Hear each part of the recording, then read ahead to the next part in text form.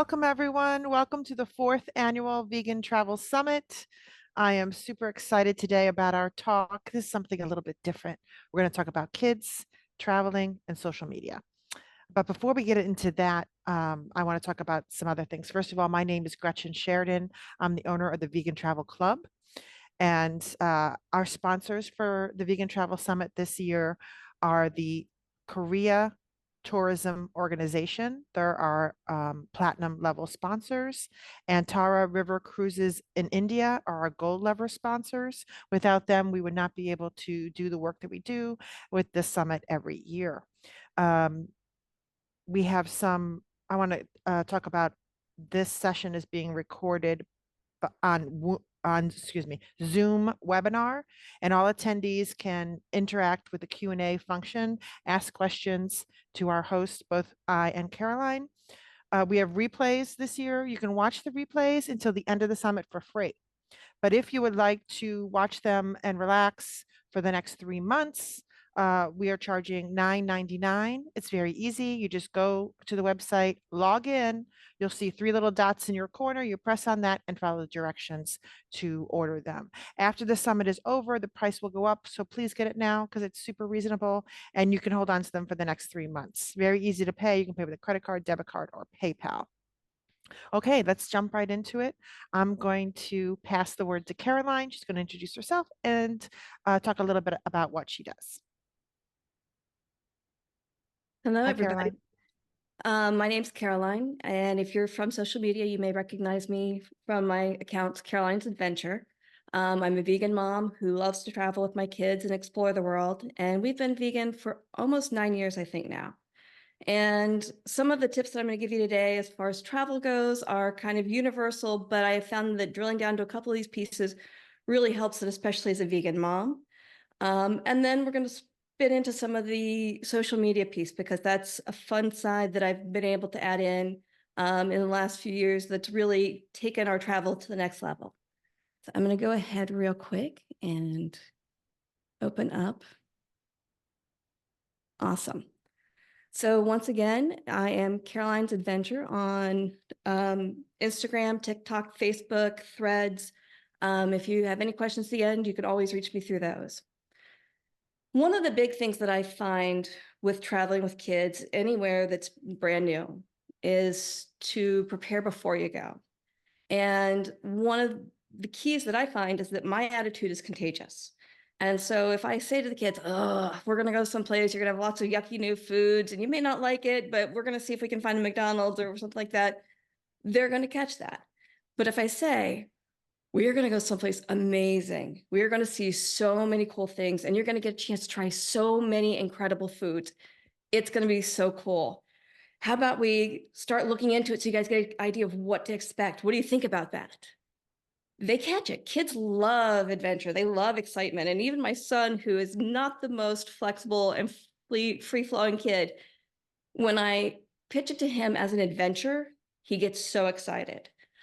One of the things that I love to do is mystery treats. And what you do, you go to the grocery store, you find anything that you can find to tie into wherever you're going, and you bring it in as a surprise. And the fun thing about that is that they have no idea what it is. And so it takes it from being like a, oh, this is going to have some weird ingredients in it. It's going to be a flavor that you're not really familiar with. It makes it something to be adventurous with. Yeah, The other thing that's a that good idea. what?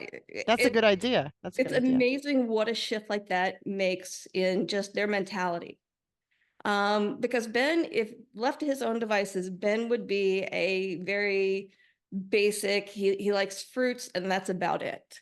And so being vegan, you can't really eat nothing but fruits. You got to get some vegetables, you got to get some legumes in there. And so the next tip is to be clear about what to expect. I have the rule that you have to try everything. Now, if I try something that's extremely, extremely hot, no, I'm not, I know my audience, they will take spice up to a certain level, but we've been to ethnic restaurants where I'm like, yeah, that's the amount of negative feedback I'm going to get if I haven't tried that is not worth it. But for the most part, it doesn't matter what it is. I set the expectation up front that they've got to try it. And the cool thing is that if I get them to try the first time, lots of times they'll discover things that they love that they would have written off automatically if I hadn't had that expectation up front. So we talk about that before we go. We say, okay, look, we're going to go to Costa Rica. Now, one of the things about Costa Rica is it's got nothing that you're typically used to. We're going to try all kinds of different fruits. Are you on board for that for this trip? And they say up front, yes, absolutely. And that shifts everything because you get them on board up front. The other cool thing is that anywhere that you go, there's going to be books that talk to it. And so when we went to Italy recently, we found several young adult books about kids that lived in Rome. And it was so neat to go and see the Jewish ghetto that they had read about, and see the Trevi Fountain, and see all these places that they had read about, but they now had a connection with, and it gave them kind of a visceral response to these things. And otherwise we'd be like, okay, yep, saw that, checkbox. So any kind of thing like that that you can do to throw in and add some preparation helps a lot. As far as for preparing for new cuisine, anytime you go anywhere outside the US, you're going to experience some differences. And I find that the more you get them familiar with components, the more easygoing they are. And it cuts down on that just outright refusal. Because my kids used to think that they hated tomatoes. And we knew we had this amazing trip to Italy coming up. And Sterling, my daughter, would adamantly refuse to eat anything with tomatoes in it. And I mean, like, she would do the and you're like, it's not bad. It's amazing. You love ketchup, you love gazpacho, you love everything that's tomato based, but you hate tomatoes. And so he said, here's the thing. If you want to go to Italy, there's going to be lots of tomatoes, and you've got to just go for it and try it. This is the one place in the world, if you ever eat tomatoes, this is where you go for it. Well, Gretchen, how many Yeah, times do you see my kids throw down plates full of tomatoes in Italy? we ate tomatoes every day. Every Every day, day we ate them. every day. And now my kids love tomatoes, because going into that trip, we're like, look, here's the deal. You're going to be eating tomatoes. If you refuse to eat tomatoes, that's really not an option. And so we discussed it up front. They were on board with it, and it made a huge difference. When we went to Costa Rica, we had to try plantains, and Ben hated plantains. And I said, chances are there's going to be plantains in Costa Rica. You can fight it, or you'll be hungry, and that's unfortunate. Or you can make peace with it, and he now likes plantains. The same thing with Turks and Caicos. We weren't really certain what to expect in Turks and Caicos. The research we did was kind of vague, and so we kind of went with just an adventurous spirit of, we're going to see what we find and have fun with it. And I find lots of times if you talk with kids up front, it helps so much. Now, one of the big ones, and this one I learned the hard way in Costa Rica, we had hired people to cook for us the dinners. And we had communicated to our host that we were vegan, but he hadn't communicated it to the chefs. And so getting there, we realized that, like, they didn't know what vegan was. And I speak limited Spanish, but I was able to pull together no meat, no milk, no eggs. And it made it kind of click in my head that going forward, if I know those sentences up front, it helps a lot. And in Italy, it was amazing to have that. I have it written down on a note in my phone. So if they can't understand my pronunciation, and that can happen, you pull it up, you show it to them, you point to the fact that you're vegan, and it helps so much, because even if they're not familiar with vegan, the fact that you're telling them you can't have these things helps to just make that piece click into place. Yeah, I agree. The other one this is true of any travel with kids, but especially with vegan kids, is to overpack snacks, because you never know when you're going to hit a moment where there's no vegan food available, and you're trying to figure out, okay, I've got these starving, ravenous kids, what do I feed them? And so I've learned to take half of a bag. We always fill it on the way back anyway, and to pack all kinds of easily carried, individually packed things. The other big thing is to not assume that flights or airports will have vegan options. Typically they do, and when they do, the airport in Rome was amazing. We found vegan croissants, which was incredible. And we were surprised it was croissants and not cornettos, but they were adamant that it was a croissant, and we're like, okay. But we've had plenty of times, even domestically, where you'll get to the airport and you're, kind of scrambling, trying to find something to feed everybody. And especially when they get tired, they are way less easygoing and way less willing to just try whatever's around. Whereas if you've always got snacks on hand, it helps to, it may not fully replace a meal for them, but it keeps them from getting to that hangry, grumpy place. As Agreed. far as tours, this is a big one. Tours are amazing. We've done several big tours with our kids. They're fabulous because it lets you focus on sightseeing rather than food. And that's wonderful. One of the big things is to make sure that you pick tours that provide as many meals as possible. Because when you shift into that mindset of someone else taking care of food, it makes it so tricky to suddenly have to scramble and be like, oh my goodness, I'm on the hook for food now. So the more meals they provide, the better. That being said, research ahead of time, always prepare for the unknown contingency. We did not realize that Tahiti, the islands in Tahiti closed down at lunchtime. And so that was we may do, and we learned going forward to always make sure we had food ahead of time. But it was one of those like learning it on the fly. The same thing with Italy. Most of the towns in Italy close in the afternoon and some nights. And so knowing ahead of time what to expect enables you to prepare. And when you've got exhausted kids that have been out walking all day and are fried, it makes it a lot easier for everybody. Let's see, as far as restaurants go, I find that preparation with kids is phenomenal.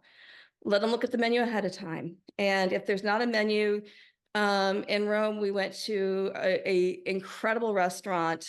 It's a vegan Indian Italian fusion. Phenomenal. He's working on his first Michelin star. The food is incredible. It's all these courses of really incredible experiences. And as I said, my son is not adventurous.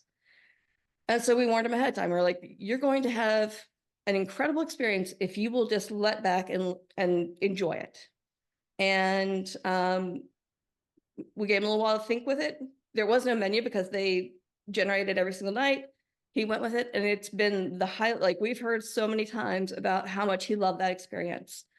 The other thing is that if you're going someplace where they're not familiar, smorgasbord ordering is your friend, because even if they hate 90% of what's on the table, they're going to find something that's going to keep them fed. And that's the biggest key, is it's going to enable you to enjoy it. It's going to enable them to enjoy it.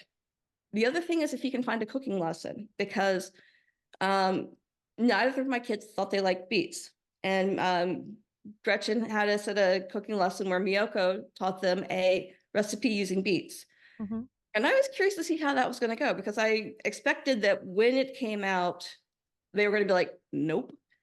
But because they were involved in the making of the meal, both of them dug into it and they were like, that's amazing. I'm like, this is what you've been missing out on. So Yeah. And it's pretty. It's a pretty dish because the it's pasta comes beautiful. out like this really pretty pink, like a deep pink color from the Mhm. beets, and it looks great. I mean, it's as far as kids go, that's a pretty dish to look at.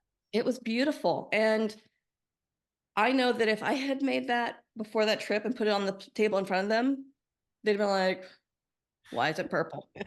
And I'd be like, got a mystery ingredient in it. Enjoy. And they'd have been like, nah. No, But no. because they were involved and it was this experience, and like they lost themselves in it and had a blast. And so now they like beets.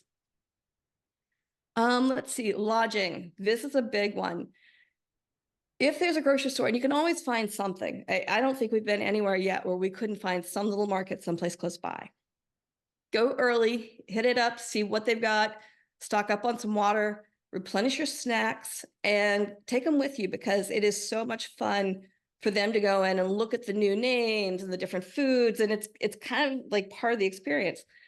Plus, when we were in Cugino in Italy, when we'd run low on water, we'd send the kids down and let them go pick up water, and like they felt super mature and loved the experience, and it was nice to be able to let them go out and explore on their own to pick up water.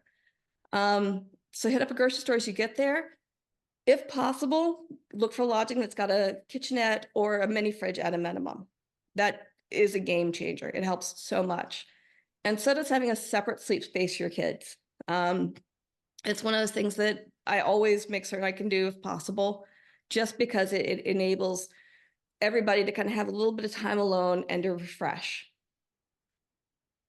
All right. So now here's the big question of how do you capture those memories? I'm being interrupted right now by one of said children, even though I have threatened them with life and limb.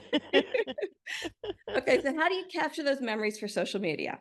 And this is the fun part because for me personally, my social media presence came about because I had an accident, I think 10, maybe 11 years ago.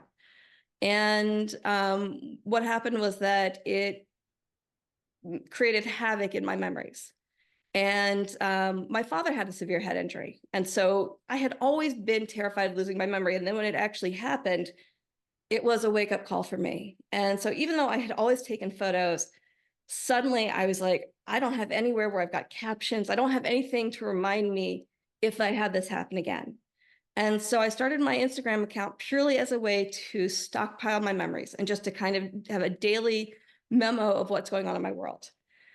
And so when I started social media, for me, it wasn't anything serious. It still isn't really anything serious. It's what I do for fun. But I have had insane growth in the last couple of years. And so what I'm going to do is I'm going to share with you some of the tips that I have learned, but that are also generated from some of the creators boards.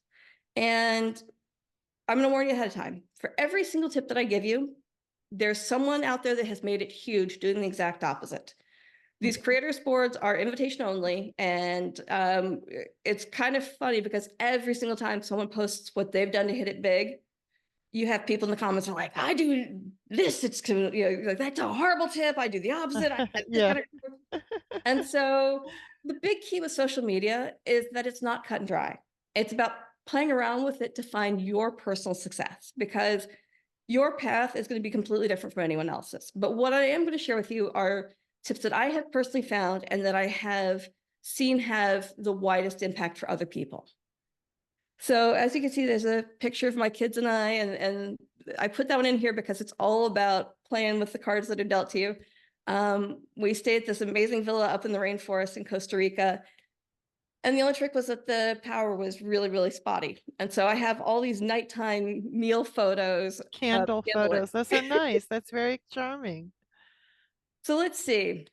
Mm, Social This media. is I lovely. learned this one the hard way on a trip because I didn't prepare for space. I just wasn't thinking about it. I didn't back up. And I get there and I hit the max on my phone and I'm like, oh my goodness, I've got to back this up so I can dump a bunch of stuff out. Well, in the US, we're used to Wi-Fi being fairly fast and having regular access to some kind of internet. But that's not true for a lot of the world.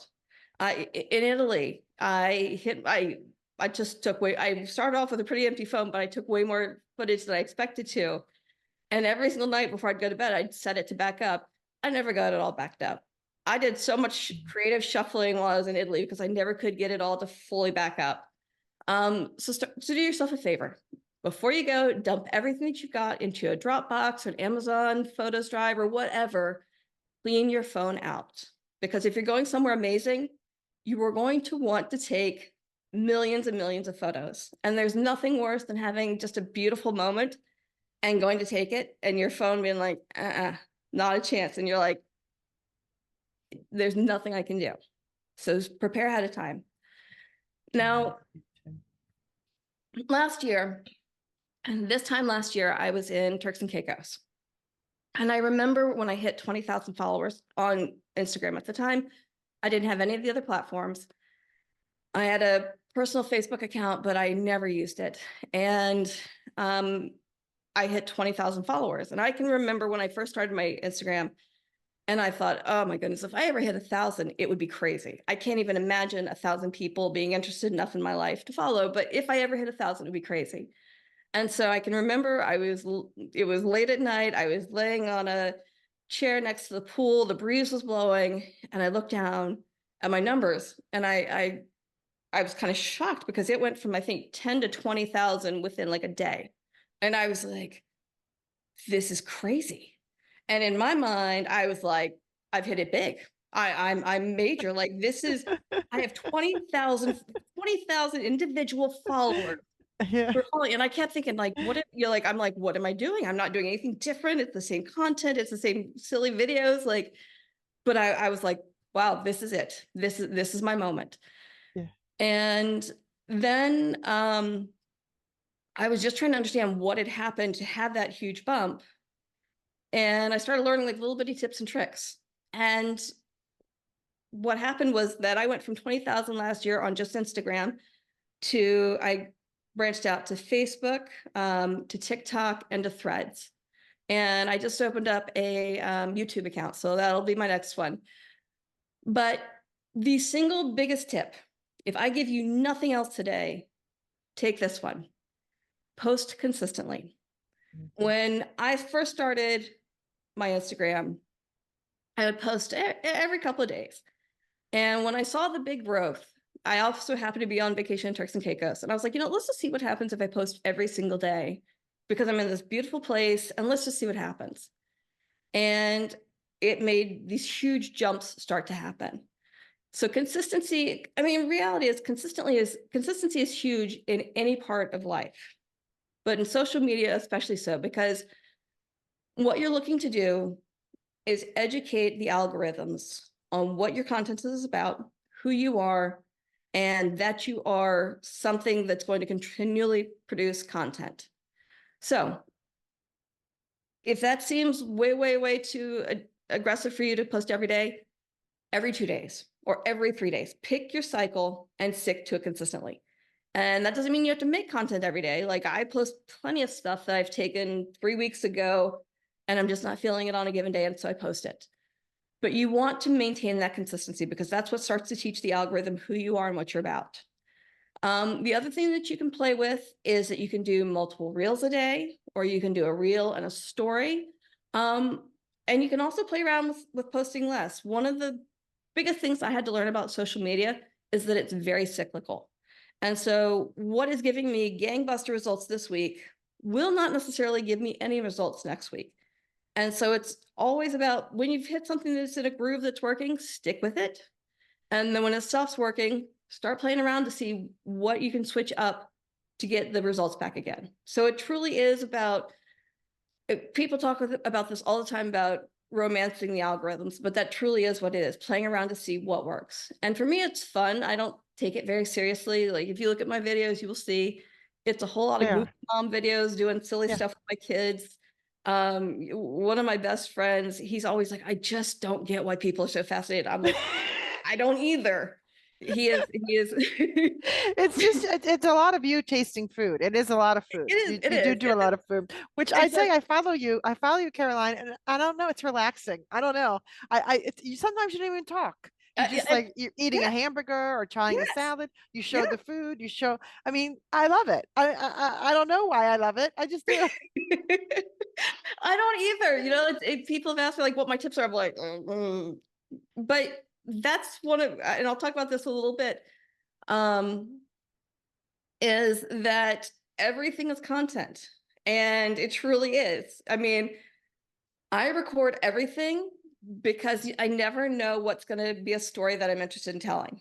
And it doesn't have to be fancy. It doesn't have to be TikTok dances and twerking on elevators or whatever. Like, that's not my shtick. My Yeah. shtick is my kids making goofy faces, and I happen to catch it on a video. And I'm like, all right, I want to save that because in 10 years, I want to be able to look back on my trip to Italy and be like, oh, yeah, they were doing that. That was a lot of fun. Yeah. Yeah. Um, And that's so sweet. That's very sweet. so I constantly am filming. And at this point, people are like, well, do your kids care? I'm like, no. We've had the discussions about social media. They know it's not anything all that serious. If we tape something and they're not on board with it, I absolutely don't post it. I'm big on respecting whatever boundaries they've got. But I do constantly film because I never know what's going to be funny and what's going to be something that I want to remember. The big thing is don't overthink it. You know, I see people that are so focused on what their brand is and what their message is. And I mean, that is great. But what really resonates with people is authenticity. And the more authentically yourself you are, the more it connects with people. So don't overthink it, just have fun with it. When you find something that works, rinse and repeat. One of the things that I do is I've got a note. If you heard me mention earlier about the note that I keep that's got how, how to explain I'm vegan in other languages, I'm huge on notes in my phone. And this is another one that I keep where when I have something pop in my head, I write it down, because you never know when, you'll be like, oh, I can't think of anything to post. And it's great to have those as a reminder. The truth is, I very rarely use them, but it's good to have those in your pocket in case you are feeling dry or just don't feel like posting anything. It's nice to have access to those. The other cool thing that I learned, and this never would have occurred to me, if you have a piece of content that responded well, repost it. Give it a couple months to kind of get boring and then repost it, because you're constantly getting new followers. You can add a different narrative to it. But if people loved it once, then chances are any new audience that you've got will love it again. The other thing is to take multiple angles of the same content for the same reason. If you have something that works well, my marketing background tells me it takes people about 6 exposures to something, usually to take action on something. So if you're posting recipes, or you're saying this is an incredible restaurant, or you have a message that you're trying to get out there, the more times that you show them that message from different angles, the more likely it is that it's going to resonate. So when you're taking a video of something, look at different angles. And the other thing is that lots of times the angle that I'll have in mind will not be the one that translates well into video. And so it's crazy. Lots of times it's the one that I'm just quickly snapping that I'm like, oh, I'll throw this one there too, just to see what happens. And I get to the end, I'm like, that was perfect. That was the one that I should have gone with from the get-go, and it didn't even occur to me. So the more content you've got, the more it just gives you flexibility to play around with that. Now, this one's huge, and that is to be authentic. That is the one thing that you have access to that is you alone, and that is you. It's your superhero power. People ask me, how do you decide what tone to do? And I'm like, for me, it is no tone. It's that, like in this picture, we were on a bus in Italy and they were passing around these huge garlic bulbs that look like a pair of balls. And was that with me? I don't remember this part. yes, Yoko had bought this huge garlic Oh, head. elephant. Oh, the elephant garlic. Yes, And I yes, lifted it yes, up yeah. and I'm like, and I look over and Ben and I make eye contact and he wiggles his eyebrows and he starts laughing. It's like, oh, but this is the kind of stuff that resonates with people, because if we're having that thought, then I'm sure that there are others on the trip that were thinking the exact same thing, and it made me laugh. And so, it was one of those like pivotal memories that was just, and it was like a 3-second thing that happened, looking at my 11-year-old and having that moment where I'm like, oh, wow, he's old enough to have the same thoughts that I am at this point in time. Yeah, yeah. I've got to start thinking about things before I start laughing really hard. But it's, that authenticity is what's going to resonate with people. So don't try to be someone that you're not. Be yourself, be you. That's what will connect with people. The other thing is that you can build trust by being vulnerable. And you don't have to bare your soul, although you can if that's what makes you feel most comfortable. But one of the things that I've worked through a lot in social media is some of the challenges that I've had in life. I mentioned that accident that I had, and going through all the surgeries and learning how to walk again and trying to figure out that I had these bone crushing headaches. And it was amazing to be able to put something out there, like just little bitty small wins, tiny wins, like, yeah, walk today without the cane, or like, little bitty things like that, and getting the support were really, really valuable in my process of healing from that. And so that's also going to be what enables people to connect with you. I had people come back who'd been through the same process, and they were like, you know what, just stick with it. You're going to get there. It's going to get better. You're doing amazing. Be real and let people know that, none of us are perfect. We're all human. We're all trying to figure this out. We all have our challenges. Whatever your story is, if you put it out there and you're authentic, that's what will resonate with people. It's not about some glossy, perfectly poised, hair done, makeup done. I know my hair and makeup are done, but it's about whoever you are and capturing your unique message. Because even if no one else ever looked at my social media, I still have a story that's saved that I can give to my kids. I can give to my kids' kids. It's my little time capsule of who I am. And it's from myself more than anyone else. And that for me is what I love about social media, is that it gives you a chance to go look at people's time capsules of who they are and laugh with them, cry with them, interact with them, and to relate to them. So by all means, be authentic. And this Now, is the truffles. This was fun. mhm, these were the truffles that we found in Italy, and it was crazy. And there were a pair of little spaniel dogs, and this, he was, how old was he? He was 80 something. He was up there. Yeah, yeah. And He he was an was old timer. wonderful. Yeah, he was wonderful. It was this little old man, and he was so cute and so endearing. It just, he was wonderful. He was of the school. I remember when he came up, he didn't have a proper leash for the dog. He had No. like a twine that he had Mhm. that he had like woven into like a leash and a collar for this. That's how old timey this guy was. He was wonderful, and he had on, his name was Bruno, and he had on this jacket that had like Bruno on it, and he some award that he'd like. The He was truffle, definitely yeah, for some the truffle thing. well-known truffle hunter. Yeah. One of the things I loved was in Italy, you're not allowed to hunt for truffles. Was it, what were the hours? You're not allowed to hunt at night for truffles. They got a lot of rules. Yeah, they got Yes. a lot of rules. And so someone in the group, and I don't remember who, asked Bruno, like, why is that? And he goes, oh, the government, I don't know. And Yeah. they said, well, so does anyone ever break that rule? He looks around at us, he waggles his eyebrows a little bit, he goes, I don't know. It might happen. And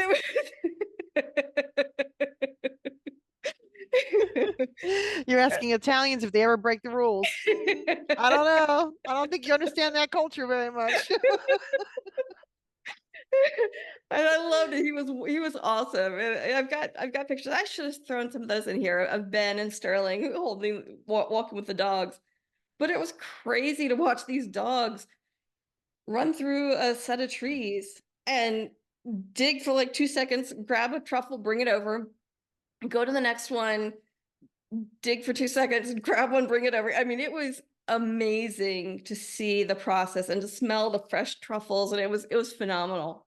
It was really, That really was cool. that place that we stopped at was the same place that Stanley Tucci did his show. He did the show from that Oh, place, and I think he had Bruno too as his truffle hunter when he did the show. So I don't know what episode that was, but if you guys want to go back and look at it, it's neat. It's very neat. it was wonderful, and the meal was amazing. I we found the recipe for they made this incredible potato leek soup that's literally just pureed about potatoes and leeks, and is amazing. It's so simple and so delicious, and like, that was the thing that really opened my eyes to, was the fact that cooking can be so simple and so phenomenal. It doesn't take a lot of artifice when the ingredients are just really, really good. Um, so I mentioned early on that, yeah, there is no single way to success, and anything that I give you tips wise, there'll be someone out there who's made it huge with the exact opposite approach. One of the things that is a big discussion is that social media is no longer a photo environment. The early days of Instagram and the early days of even somewhat for TikTok, photos were huge. And now it's all about the videos. The short form videos have been what ruled for about the last year. So they would recommend anything 30 seconds at the max, but usually you wanted to get it as short as you possibly could. So it was really quick, really punchy. You want to get as many repeat views on repeat plays as possible. Now Instagram is pushing 60-second plus videos. They're pushing that more long form. YouTube has now started from their long form, and they're now suggesting that you do short form videos. And TikTok is testing photo reels, which is crazy. They sent a note the other day asking me to test out reels, which is like, feels like a step backwards. But Well, the what are photo reels? What is like 5, 6 photos that just are strung together? that's exactly what it is. Like a story Yes, from beginning to end. Yeah, it's yes, kind of it's like a video and it's yeah, in a certain way. yeah. Yeah. Yeah. Or even a single photo. Like some of them, it's like a single photo with some music on it. And it's funny because that used to be all that Instagram was. I don't know if you remember, but Yeah, back when Instagram went and started doing videos, I was like, whoa, this is a whole different world. yeah, Um, yeah. Yeah, it was all about the it, photo, it the is. Instagram shot.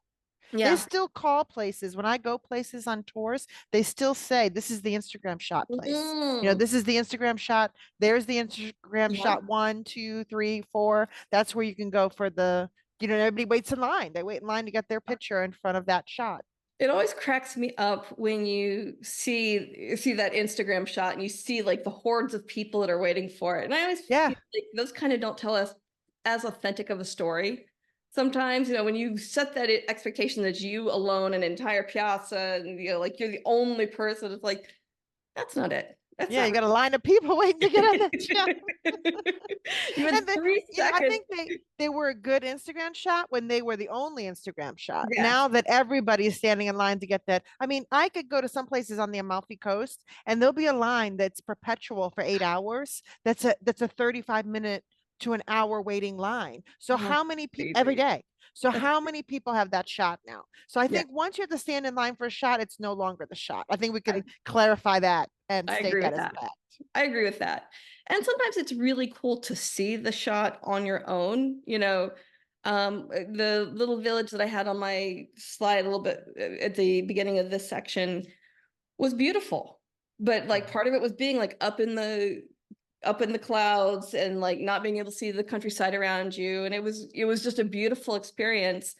And none of it translated well into Instagram worthy content, but that's okay. It's not about creating a fake world. It's about living in this one and capturing moments from it, but getting as much experience from this world as you possibly can. So yes, social media, they're always testing out new things. And so the biggest thing is to watch what you see being presented to you to watch, because that usually gives you a hint of where the trends are going. The biggest thing is you want to look at your content with one of two lenses. You're either entertainment or your education. And if you can be both, even better.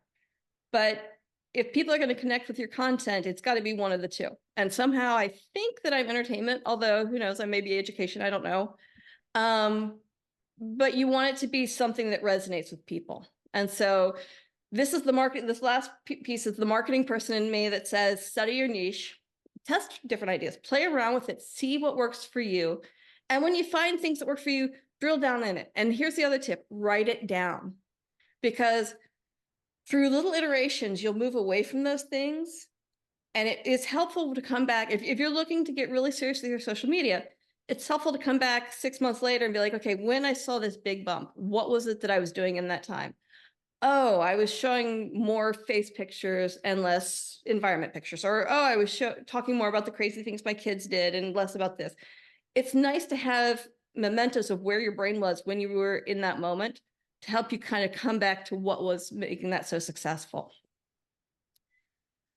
The other thing that's big is music. And a lot of people spend a lot of time researching this one. In Instagram, there's two different groups that you can pull from if you follow the creators account or if you look for IG anthems. Those can help you stay on top of what's popular in this moment in Instagram. Facebook has what's called the sound collection. And if you go into Facebook and you just type in sound collection, it helps you find the things that are not copywritten, which can enable you to make money off of your reels on Facebook. Both of them have got really weird rules and it's constantly changing as far as what you get paid for. But for Facebook, using that sound collection increases your chances of getting paid for your reels. You want to play around with trending audio if it resonates with you. Again, this is all about if it resonates with you. If it's audio that has nothing to do with you and you're like, oh, I don't even like listening to it, don't use it. But if you can find audio that's on upward trend and that's somewhere less than 20,000 uses so far, then lots of times what happens is it will carry you along, the algorithm will carry you along in that upward trend. And so there are people who make an art form out of this. I typically, if I hear something that catches me out there on a regular basis, then I'll grab it and I'll start using it. The other thing is that it takes time. And the people that see the most consistent growth are the ones that are consistently posting and scrolling and engaging. The algorithms very much care about how involved you are with the app. And it's true. I enjoy social media, and so I spend a lot of time. I had someone ask me the other day, but how much time do you really spend to make that kind of money? And I was thinking about, I'm like, I guess I spend more time than I realize. I don't ever think about it because for me, it's fun and it's entertaining. Yeah. That's the best job to have. It is. It is. I Best mean, hobby to have. Best it's hobby. a We'll call it business, a but I hobby. never, it wasn't this past year that I realized I even had a business. I got to the end of the year and I started looking at it. I was like, oh, I made real money this year. I didn't realize that. Because I hadn't paid attention. I just was having fun with it. And that's the thing, is that the more time you give the apps, the more the algorithms will get to know you and they'll push your content to new users. And so that piece is huge. This is a big one. I do better about responding to comments sometimes than others. It's hard because you get these large chunks of responses. And I try really hard to do my best to stay on top of them, but I'm not always great about that. Responding is the best encouragement you can give. If you've got time and you've got numbers that you can respond to, a personalized response is huge. This last one is one that I have struggled with. And the reality is, if you are in social media, you're going to experience trolls. If you have something that is going viral and trending, you're going to have a lot of trolls. Took me a little while to figure out my approach with trolls. For a while there, I would automatically block them. And then I tried being empathetic and being like, oh, it seems like you're going through a tough time. That's why you're attacking my clothing or my hair or whatever. And then I went through a phase where I would troll them right back. I mean, it's kind of fun to go to someone's page and find a picture of them and be like, wait, is this you? The person who's criticizing me, that's you? That's who's doing this? Because I just want to make sure we're both on the same page, that we understand what you're working with. Do whatever feels right to you. You're going to have heavy troll moments and it's tough. My biggest tip to you on that is to when they come in, take a step away, do whatever feels right to you, but don't spend so much time with it that it makes you feel drained. But if you do engage with them, the algorithms go crazy. And so that is you're the only one that can decide what your tolerance is for that. But if you can bring yourself to engage them, it can make a huge difference on your reach. So that is one that I constantly struggle with as far as how I feel about the trolls. One of the big recommendations that I got very early on, when you start to see big growth, the companies will reach out to you and they'll give you coaching. And one of the ones that they gave me a recommendation was to play around with the tools that are available, because the companies love when you use the stuff that they give you to play with. So things like stickers and surveys, play around with those. I find that when I do surveys, I tend to get really good feedback. Hashtags are another tricky one. Instagram and Facebook, you want to use about 3 to 8 hashtags at a maximum. Anything over 10 and it's flagged as spam. TikTok has got a much lower level. Usually it's about 3 to 5. And it's the same thing where over 5, they start to flag you as spam. So you want to be really strategic about what hashtags you use. Look at your market, look at what it is that you're posting, see what it is that you think it'll resonate with, and mix it up from time to time, because that's going to help the algorithms figure out where to serve up your content. I'm not always hard and fast on using less than 1 million posts per tag. Sometimes I will use the ones that have got the higher posting if I'm looking to just kind of mix up what it is that my content's being fed to. Other thing with external links, like for this, you want to put them up in your bio. If you put them down in your post or your reel, they tend to kill engagement. I have no idea why that is. There's a lot of theories out there, but it does seem pretty consistent that if you put external links in your caption, in your comments section, like those kind of things. And comment section is kind of iffy. Sometimes it'll kill engagement, sometimes it won't. But if you put it in your comment, your note, yeah, then it tends to kill engagement. And again, you'll have exceptions, so none of these are like hard and fast and written in stone, but it does tend to happen. Know your niche. Look at your account insights. They give you all kinds of tools. You want to look at your likes, your comments, your shares. When you have something that's getting shared a lot, look at it to figure out why. And anything that can help you nail down what really resonates with your existing audience, because that's going to be what's the biggest piece. You're always looking to deepen your relationship with your existing audience. It's great to draw new people, but you can't focus on that, because if you do, then you aren't really doing what people came to see you do in the first place. This one's a fun one. Collaborate with people in a totally different niche. It mixes things up, and it will get you a whole new group of people come in. You know, I'm trying to think, Gretchen, from your standpoint, I would look at somebody who's an athlete, Mm, or, you know, definitely collaborate with vegans, but also collaborate with people that have got a completely different group, because you never know who in that group is either quietly vegan or is right. contemplating vegan. And if you say, okay, I know that this is exactly who I want to reach, you miss people that might be interested, but that haven't yet made that leap, but they start looking at your Connection. stuff. Yeah. Yeah, Yeah. I totally agree with you. I try to reach out to everyone. Like I say, I put my blinders on, Hmm. my non-judgmental blinders, and I just look for, I just put my vegan eyes on and I say, okay, this is what I'm looking for. And I reach everywhere, even places you don't think I'm going to find one. Yes. I'm so surprised. I'm Yep. always surprised. People come up to me and say, "Oh, my daughter's vegan. My niece is vegan. Yes. My husband is now on a vegan diet because he has this or this. Yes.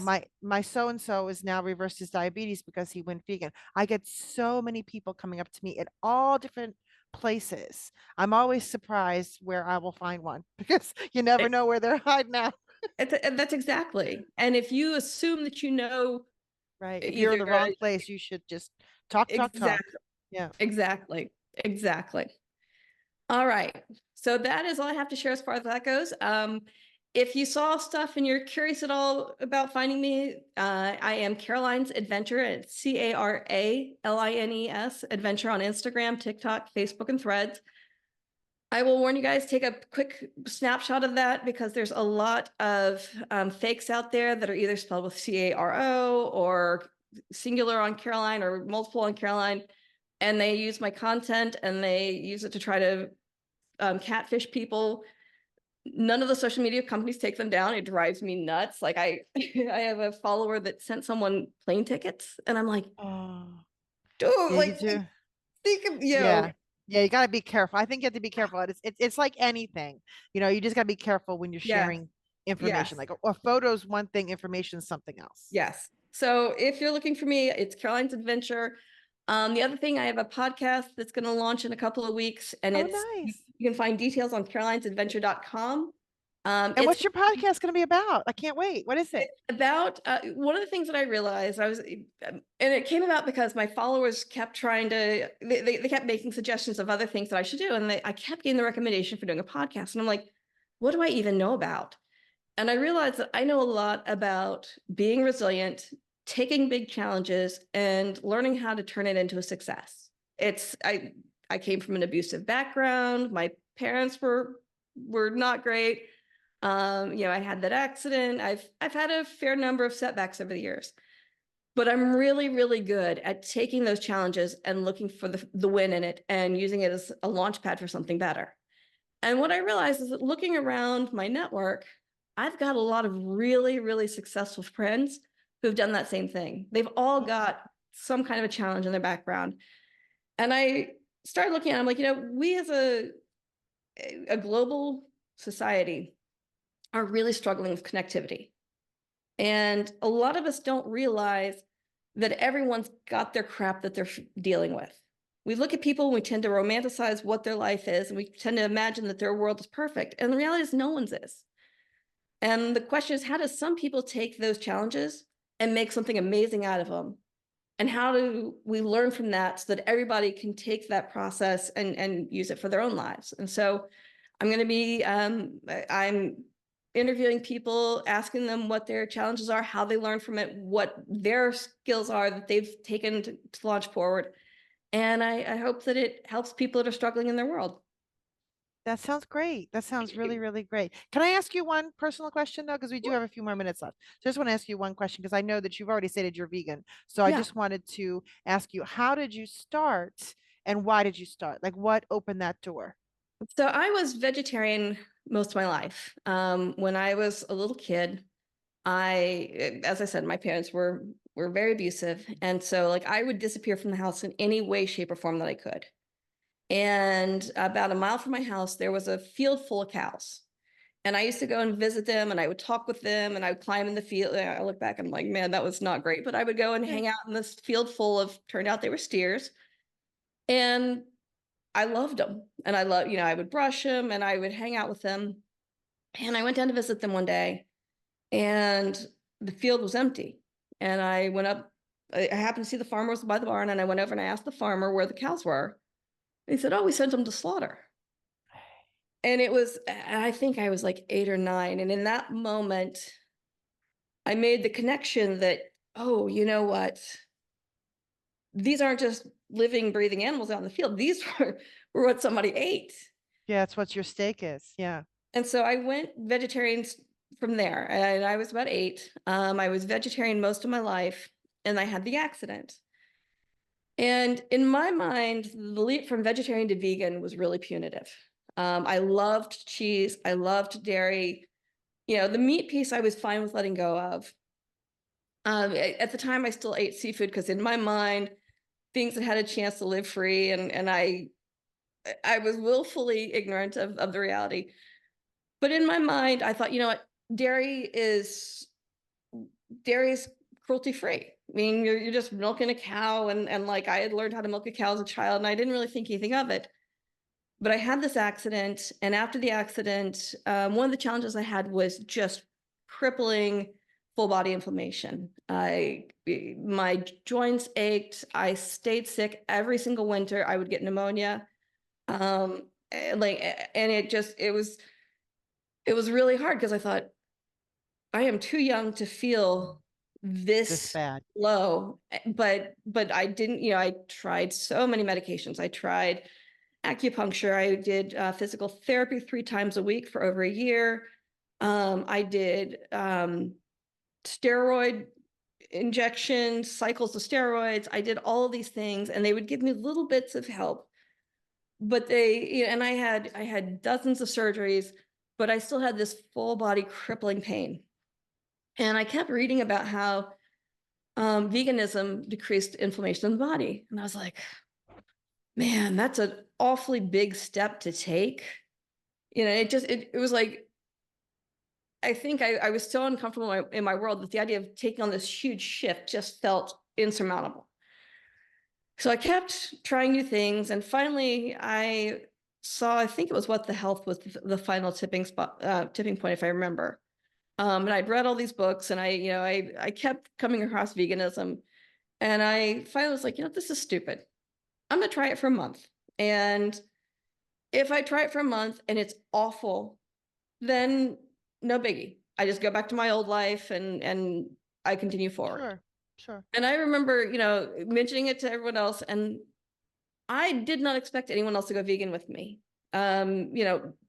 Bennett's favorite food on earth at the time was bacon. Mm. And I was like, there's no way this child is going to give up bacon. There's just no chance.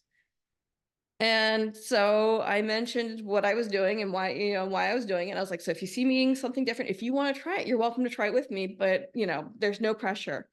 And both my kids were like, yeah, we'll go vegan. I was like, okay, but you understand that, and they went down the path stronger than I ever could have. They'll amaze you. Kids will amaze you every time. They will. And so that I want to say within the first 3 days, my joints stopped aching. And I kept thinking, there's no way that's what this is. Like that, there's no way that it's that big of a shift.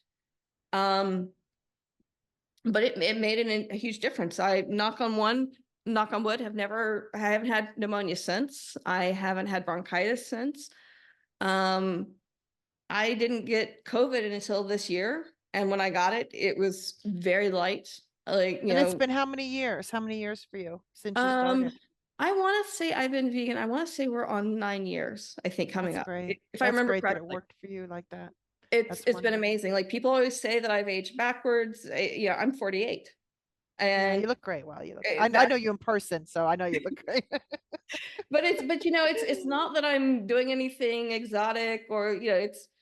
I honestly believe that what you put into your body plays a huge role in How what you comes out feel. of it and how it performs. So Well, that was great. I'm grateful that I found veganism, and I'm grateful that I stepped up and tried. It ended up being a whole lot easier than I expected it to be. That's great. That's great.